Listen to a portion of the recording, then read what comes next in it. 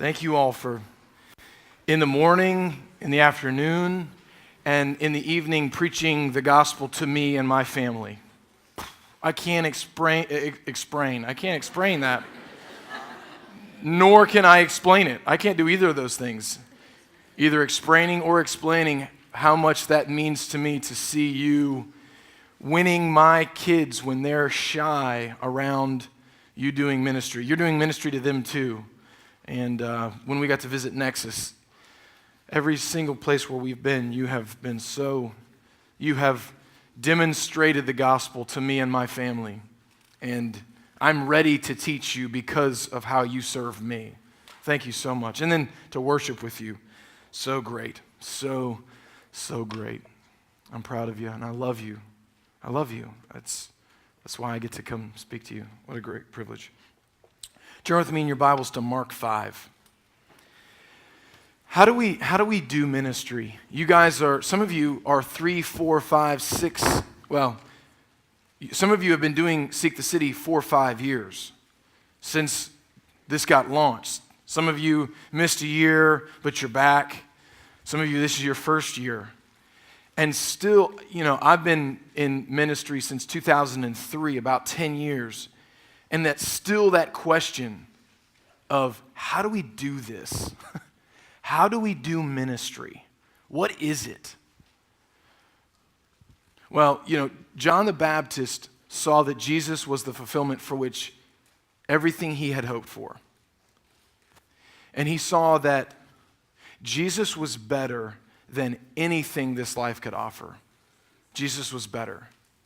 And John also knew that Jesus was the remedy to anything the world could bring to him or to his friends or to his enemies. Jesus was that remedy. And tonight, as we continue to contemplate, how do we trust this Jesus who is the fulfillment and the hope and the ultimate answer to everything for which we've hoped? We're going to look that Jesus is wiser. He's better, he's the remedy, and he's wiser. And we're going to ask of the text, we're going to find two things. We're going to see that his choices are wiser and his timing is wiser. I'll have some jokes and some stories, and then we'll go home.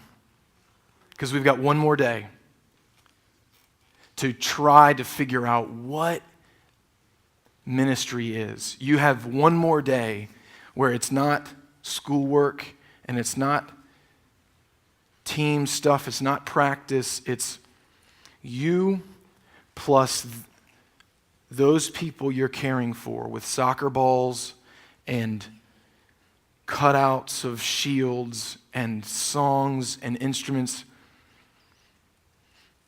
How do we do ministry? Let me tell you this story. So we have a Rhodesian Ridgeback. That's a big dog. And it's from Rhodesia, South Africa, and these dogs work in packs to hunt lions. So we named her Maddie. And if you're going to be a lion hunter, you're going to be named Maddie. I mean, right? It just makes sense. So we named her Maddie. I named her after John Madden, my favorite, the architect of my favorite video game. So we named her Maddie, and she is about 100 pounds, 94, 95, 96, depending on how much she's eating that day. And she is just really the smartest dog. My kids have been walking out to the street, and Maddie will grab them with her teeth and pull them back. Wherever they are, Grant 7, Lily 4, wherever they are, she's outside their door guarding them with them. She is so maternal, so loving, so wonderful. But she's not a retriever. She's a terror. She's a ripper. She's a shredder. She's a biter. And we went to Busch Gardens or Carowinds or some little place, and one little stuffed animal was a bunny. And Maddie loves that bunny. And it stays outside, and she'll go and get it. But as, Maddie's about, 9? So as the years kind of went on, this bunny, she would pull the stuffing out, and then it'd be left outside with slobber, and so it would dry again and get all matted. And it's kind of like really floppy and thin and really crusty and crunchy. And it's got its like little bunny ears, and it's just, Maddie loves it. So, but what, you'll throw it, and Maddie doesn't like retrieve it and bring it back. She just, she'll rip it and pull it apart. But she'll bring it to you, hoping you like play tug of war with her, and you pull it. So we were playing, and I was throwing the little bunny, and I'm like, come on, bring it back, and just running around.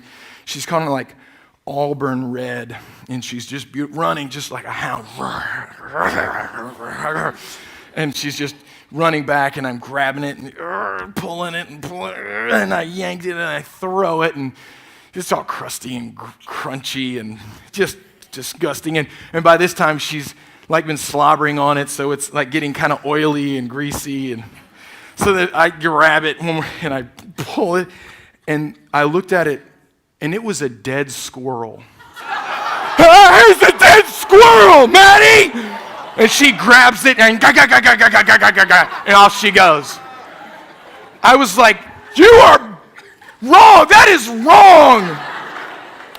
Go get the bunny. Yeah, dead, yucky, crunchy, oily, yucky. I never forgave her for that. I never forgave Maddie for that. To a certain degree, to a ridiculous and yet parallel degree, that's kind of like what ministry is. Let me explain. Listen to me. You guys are going out and you're playing. And you're having fun. And you're encountering life and joy and relationship and friendship. And you're playing. And you're going here and you're going there and you're doing things.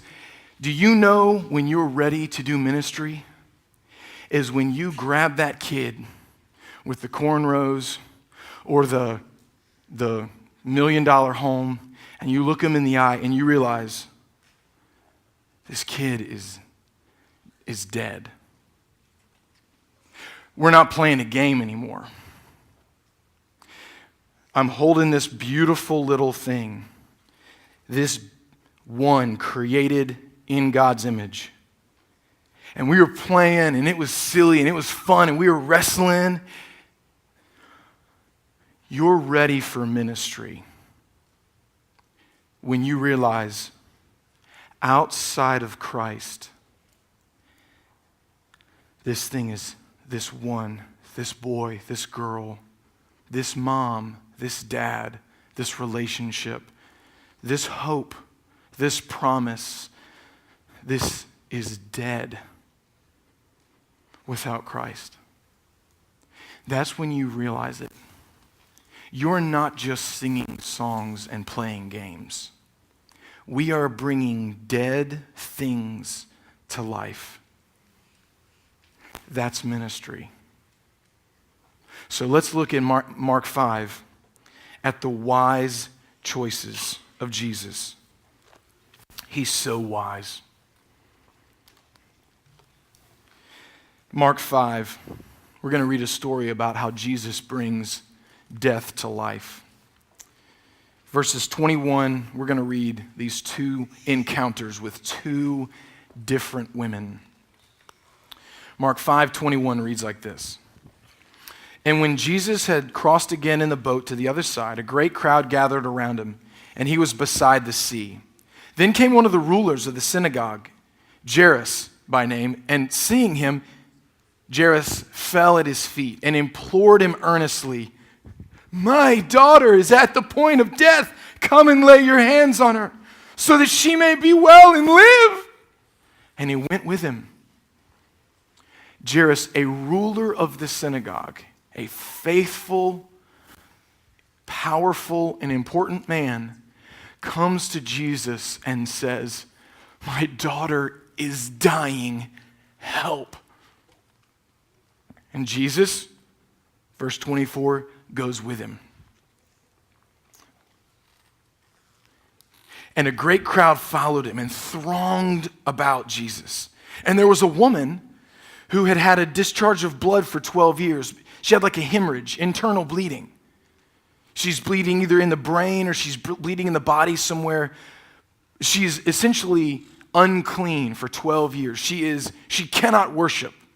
She cannot enter into the temple. She cannot enter into the synagogues. She is an outsider. She's not welcomed in society. So a woman who had a hemorrhage for 12 years, verse 26, and who had suffered much under many physicians and had spent all that she had and was no better, but rather grew worse.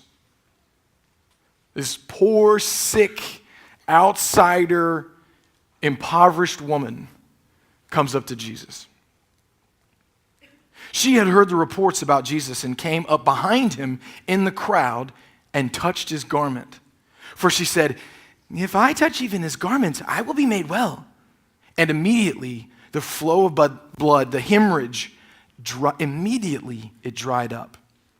And she felt in her body that she was healed of her disease. And Jesus, perceiving in himself that power had gone out from him, immediately turned around in the crowd and said, Who touched my garments? And his disciples said to him, "You see the crowd pressing around you? And yet you say, 'Who touched me?'" And he looked around to see who had done it. But the woman, knowing what had happened to her, came in fear and trembling and fell down before him and told him the whole truth. And he said to her, "Daughter, your faith has made you well. Go in peace and be healed of your disease." While he was still speaking, there came from the ruler's house some who said, Your daughter, Jairus, is dead. Why trouble the teacher any further?" You see what happened? Jesus made a choice. Jairus, the faithful, wealthy, powerful, religious ruler, comes to Jesus and says, "My daughter is dying. Please help her."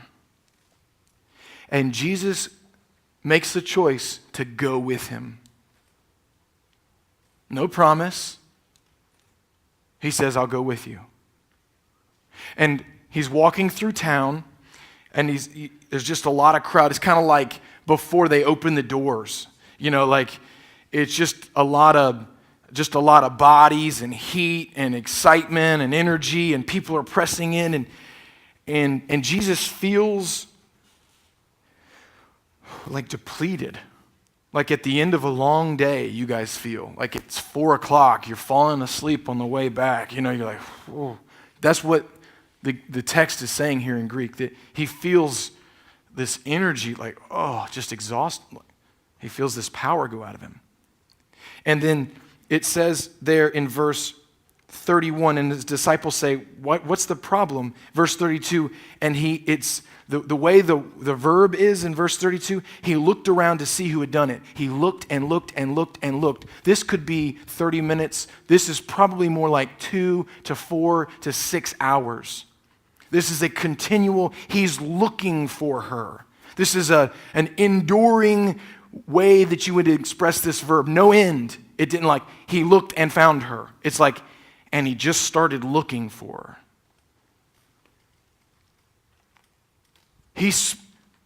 Jairus and the disciples are essentially in the ambulance. And sorry, I was close on the mic there. That's okay. Jesus and the disciples are close in the ambulance. And it's essentially like Jesus is driving the ambulance, and they're on the way to the home. And Jesus, to a dying, cute little 12-year-old girl of a rich and powerful man, and all the disciples like, they're going to write books about this. This guy will probably write a big check. We're trying to get this moving off the ground. This is awesome. Jesus puts the ambulance essentially in park and gets out. And he's starting to look for a woman who has been sick for 12 years. One of the commentators said, if it was according to these medical practices, he would be sued for malpractice. Any physician knows in an emergency room, cute little 12-year-old girl who is dying acutely tonight. The doctor goes to her immediately, not the woman with the chronic 12-year illness. Jesus made a choice, an inexplicable, inexcusable, inexorable choice to not only be with this woman, but to look for her for hours. And then he stops. He stops and he teaches her. He says, I need you to come out. So he finds her, and then he's sitting there, and there's a few pastors' kids in here, like you guys don't just get like discipline. You get like discipline and a lecture and a lesson and a gospel presentation and what does this mean for your heart? And help me understand what you wanted. Help me understand maybe what the sin is in that, and how can we hope in Jesus for that? And have you thought about your witness? And maybe, oh, come, poor Grant, he's done. He's over. Think about me and my long messages. Imagine being my kid. Son, he's like, Dad, I'm 7. It was just ice cream cone. Move on. This is what Jesus is doing. All the disciples are are you kidding? What are you doing? You're teaching? Come on, let's go. Jairus' daughter, this is Jairus. We've been looking to move into the upper echelon. This is upper middle class. Let's go. Enough with these poor, dirty people. Let's go. And he's looking for hours, and then he's sitting there teaching. Imagine what everybody's thinking when everybody goes, don't trouble him anymore. She's dead. How did Jairus feel? Hello? What? He doesn't know the end of the story. I don't know if you've ever read the end of the story. We're going to. He doesn't get there yet. And Jesus doesn't go, stand back.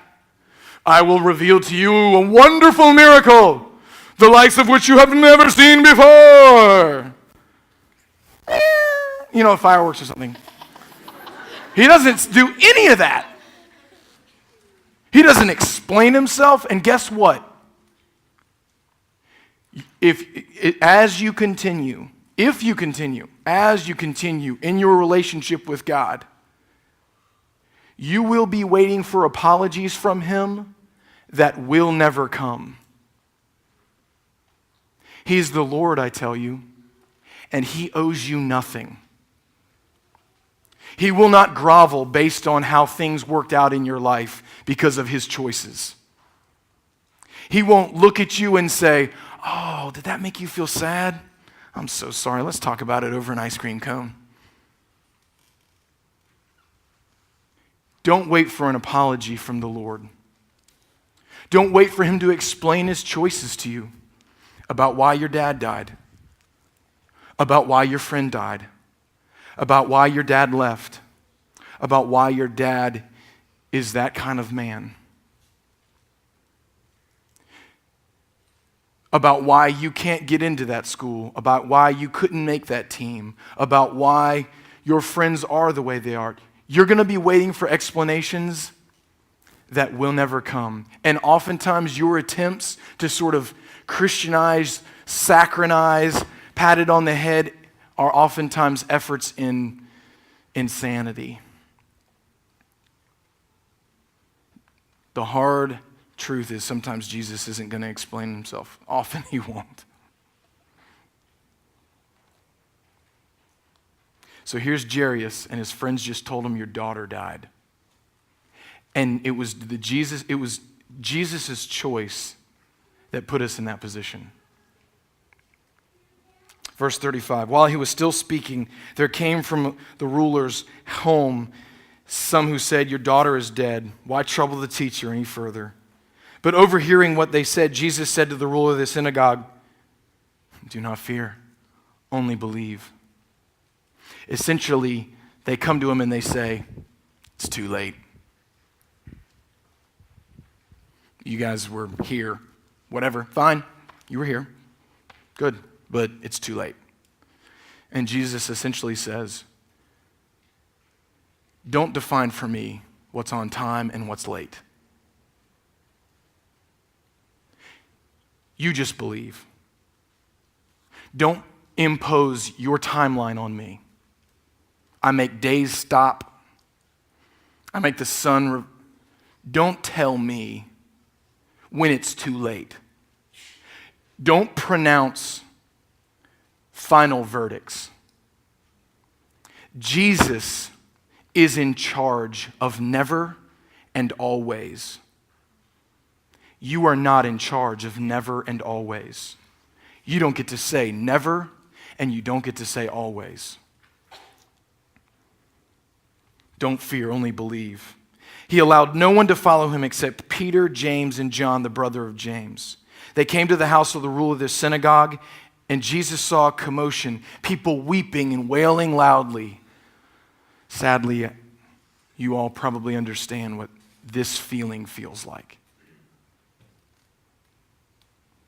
This utter sadness at death. Death is our enemy. Death is not something, death is humans' final and ultimate and most wicked enemy. And these people are feeling the weight of their daughter, their sister, their friend's death. When he entered, he said to them, "Why are you making a commotion and weeping? The child is not dead, but sleeping."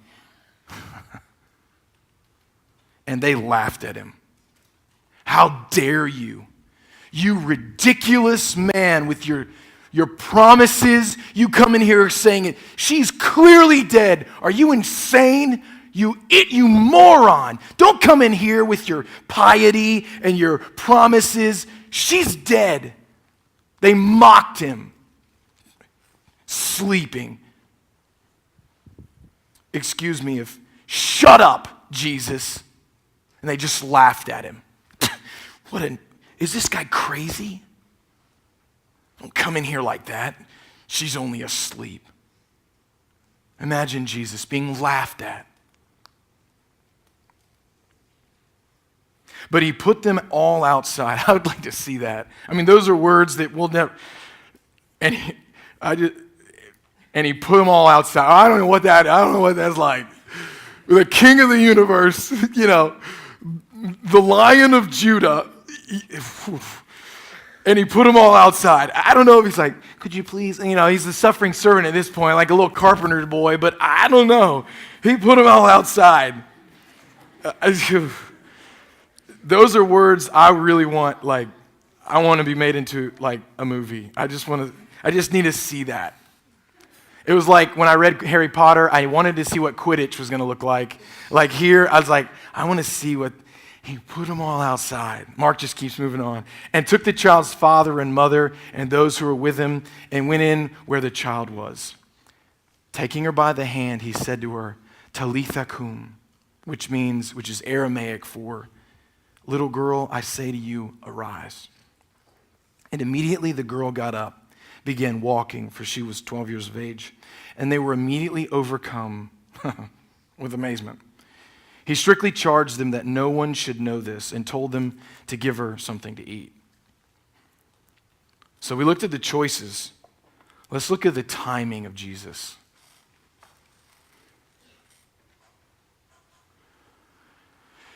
Jesus gives us what we would have asked for if we knew what he knew. The timing of Jesus is him giving us what we would have asked for if we knew what he knew. Jesus has the power to heal. To him, sickness is like someone stepping on his cloak. Healing sickness is like a yawn. Whoa. Healing death is like him reaching in like a father, like a daddy. A commentator named Dr. Neal, when he looks at the Aramaic, It's not little girl like as opposed to older girl or as opposed to adolescent girl. Talitha is like I call Lily Pookie, or like your dad calls you sweetie, girls, or like honey. Talitha is a pet name, like a dad would say to a little one. And the way Tim Keller says it, it's like Jesus reaches into death and says, honey, it's time to wake up. To him, healing sickness is like someone steps on his cloak. And to him, healing death is like reaching in and waking someone up. So when he's making choices about who to deal with, he finds a superstitious woman who was incorrect in her theology. She thought if she like touched his cloak, then maybe that would heal, and then she ran away. And so Jesus wanted to find her and teach her. He wanted to point her to the gospel, call her to discipleship. He wanted to instruct her in the faith. He wanted to win her as a disciple. He didn't just want to be a miracle worker throwing out miracles and, prayer cloths and holy water. He was like, somebody got healed and somebody needs to be brought in to the community of faith. And so he's going to use his time the way he wants to, because then he's going to go in and he's going to bring a little girl back to life. His timing is inexplicable. And he's going to do, we know the information. He could heal her, so he can make that decision. Jesus will give you what you would have asked for if you knew what he knows. Here's something that Chris Decker and I were talking about. Those tooths you put out every night, hoping maybe someday they'll become a treasure.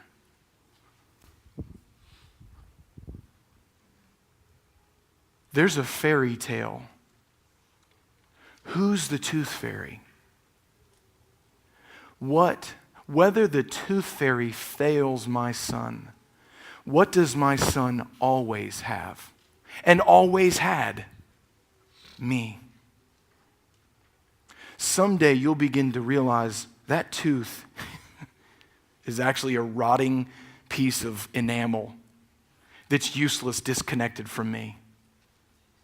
You have great dreams, and I hope one of the leaders, the moms, was telling me that she had her team write down all the tooths that they hoped would someday become a treasure on index cards, and some girls use like 2 or 3 index cards. What a great choice. What a great application of something I said.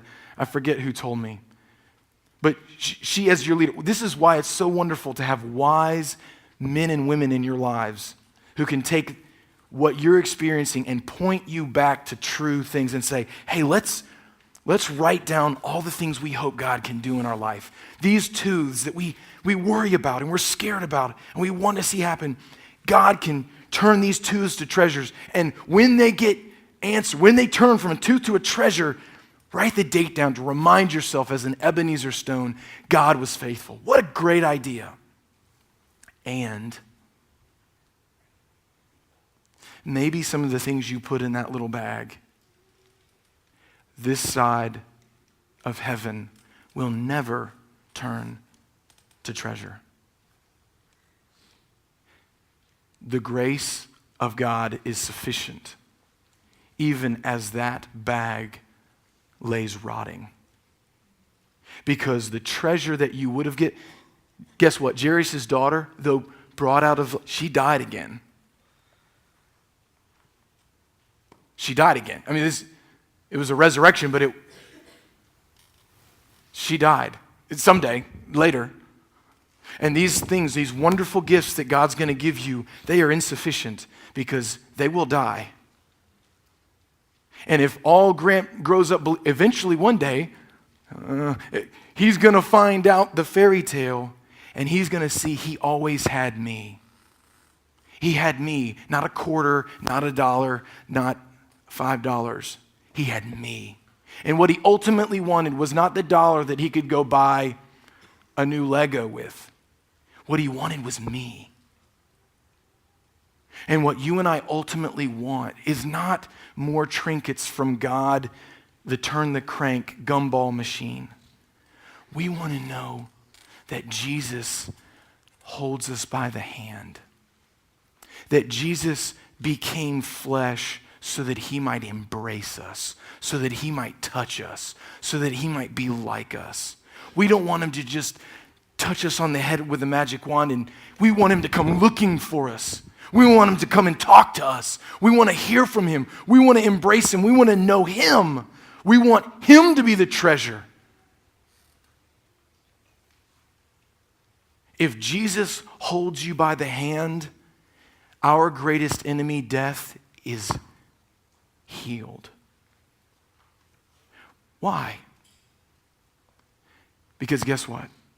When Jesus is in the Garden of Gethsemane and he says, Father, if there's any way that this can happen, any way that this could happen that doesn't include me dying, I'll take it. If this cup can pass from me, let it pass from me. But not my will, but thine. Jesus knows what it's like to have a prayer turned down. Jesus asked for any other way, and God said no. God answers every prayer, yes, not yet, or no. He answers every prayer. You don't have to say, God hasn't answered my prayer yet. Yes, he did. Immediately, he gave you an answer. He either said yes, not yet, or no. And in the Garden of Gethsemane, Jesus is saying, please, Father, I'm about to go to hell for these people, and I love them. But this is free, sweating blood. This is, I can't, the limit of my man, I am completely man, and this is terrifying. Is there any other way? Is there any other way? You are the mind of all the universe. Is there any other way? No. I submit. There's another thing, because on the cross, the hand that had held him beginninglessly through all eternity let him go. And death was not sleep for him. Death was terrible hell, utter abandonment. Jesus can hold us because God let him go. Jesus reaches out and searches out for us because he was abandoned and left for dead on the cross. Let me close with this story as we consider the choices and the timing of Jesus. I was a teacher in the inner city, and I'm going to, in this story, I want to tell you exactly what happened, and it includes a racial slur. And I just want you to know I'm going to say it. If I offend you, send me an email or something. But I only intend to help you see that there is a harshness and a joy in serving in ministry. Okay? So, I just wanted to tell you. So I was working in the inner city. I was a teacher, and I thought I was the great white hope. I thought I'm smart and well-educated, and I moved into the projects to begin teaching kids 7th grade language arts. And I was the only white face those kids saw all day. And we would talk about nouns and reading and language arts and read books and stuff. And I met this student named John Curry. And he was, in the 7th grade, he was 4 years older than every other because he had failed. He had failed and failed and failed. And in the elementary school, he was a hitman in this regard. Teachers would go to John and say, John, Maricus is acting up in class. I'll give you 2 boxes of ice cream sandwiches if you beat him up on the playground and tell him Mr. Williams says, don't mess around. So John Curry would go on the playground and beat up kids and say, Mr. Williams says you better pay attention in class. And John Curry would eat his ice cream sandwiches at lunch. John Curry, when I met him, he was at a kindergarten, first grade reading level in the 7th grade, and he was 16 years old. He had more facial hair than me. He had more muscle tone, sinew. He was a hoss. And he hated me because I just was like, let's talk about nouns, everybody. Let's talk about gerunds. Let's do some craziness. Hey, everybody, I'm Mr. Miller. You can call me Jay. I'm cool. It was like, I got cussed out daily. I got insulted. Every member of my family and every part of who I was insulted with every word possible. I would set up desks because, group work is good this time, so we'll set the desks so they can face each other and they can talk about nouns and stuff, and it'd be awesome. And John would just move, just walk through. And he'd grab his desk and put it right back where he had it. Well, we're not going to do group work today, guys. We're going to talk about nouns again. One day, this kid we called ATL, Michael, and he was loud. Man, oh man, he was so loud and crazy and funky. And I think he had a crush on this girl named Victoria. And she was like, I think she'll be on MTV. She was always dancing. She wanted to be like a dancer in like the band and like, she was just like, Victoria was awesome. I mean, she was always moving. And I think my ATL and Victoria had like a little thing. But once, here's why I think they had a thing, because they got into a fight. And so Victoria gets up in the middle of class, like, and a verb, what? Like Victoria's like running across the street. Have you ever heard fist on like here part of the body? Ugly, weird sound. It's like not a clap. It's like, it's like hollow, but scary and slappy and like, it's like 16 times. She's just, and I can see Michael, I can see ATL, like, he knows he's not supposed to hit a girl, but like, he's just getting worn out, blood, and so I can see he's about to his dignity now at this point is being threatened. And so I see him about to rear back, and I dive in and I tackle him, and I like double full Nelson him, and I slam him up against the chalkboard, and now he can fight, now because I'm a guy. And so he's lurching, he's a little guy, but he's strong, and he's losing his shoes, and I'm losing my shoes and my shirt, and I go call the police, and like we have a police officer on campus, and we're fighting, and Michael, calm down, Victoria outside. It's just like chaos and pandemonium, I'm exhausted. Finally, the police come and they take Michael and Victoria, and oh my goodness. So I come back inside the room. I'm like, got blood and slobber, and I'm disheveled, and John Curry is in the middle of the classroom. This boy that all he knew was violence, all he knew was pain, all he knew was hate, is retelling the story of what had just happened. Oh man, y'all see Victoria, pop out, man. And then y'all see, man, Mr. Miller, man, got up in there, like, oh, Michael, like holding it down, like, Michael's strong, y'all, man, Michael's strong. Like, Mr. Miller, man, shut him down, man. And man, y'all see Mr. Miller's face, man? That nigga's face got all red. And I said, John, oh, Mr. Miller, man, Mr. Miller, I'm sorry. I said, hey, I heard what you just said. This is my classroom. You got to know something about this classroom. Yes, sir, Mr. Miller. Oh, I'm so sorry, man, Mr. Miller. I said, hey, listen. You better understand something. When us white niggas' face gets all red, you don't want to mess with us. Yes, sir, Mr. Miller. Yes, sir, Mr. Miller. And he grabs his desk. Hey, we're doing group work today, right, Mr. Miller? He sits down in that desk like, group work, y'all. How about it? Hey, John Curry made it out of the 7th grade, and In all of the classes, he showed from that moment on the greatest improvement. Why? Because I took on flesh. I stopped faking and playing, and I began to realize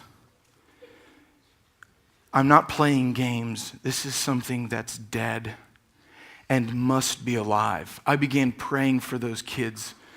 Before that moment, every day for 30 minutes, they'd be reading, and I would pray for them individually, one at a time. I just gave them 30 minutes just to read all day so that I could pray for them.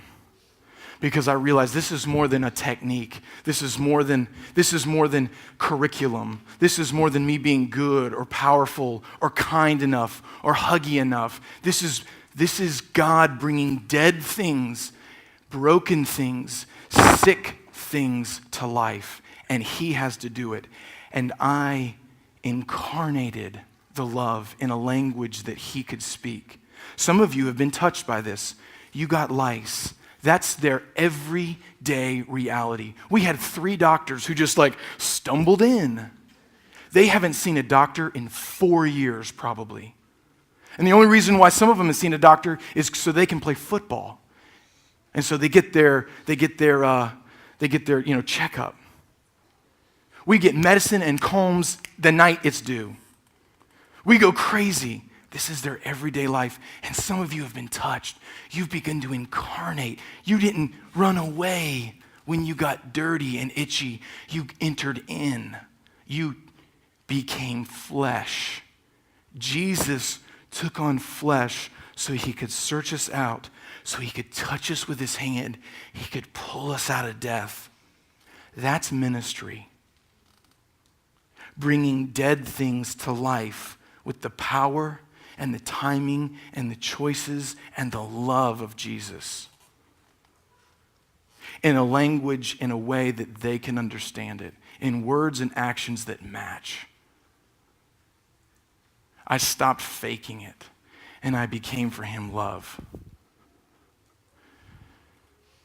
Now I'm going to close in prayer, but I want you guys to honor me when I ask you this. After I pray, don't go to your lockers. That incredible worship, we just want to dismiss to your work site groups. No more worship. Just to walk out of here quietly, silently. Grab your stuff and go to your work sites. And we're going to continue to pray and think about our last day of continuing to work this ministry out, of incarnating, putting on flesh this love for these people that are so wonderful. Let me pray. Heavenly Father, all we know is violence and pain, and all you did was enter in to our anguish and pain. You took on flesh, you sent Jesus, not just to fake it, but to become love and to become sin. You healed us with your touch. You brought us from death to life, and then you said, go. Go and share. Go and make disciples.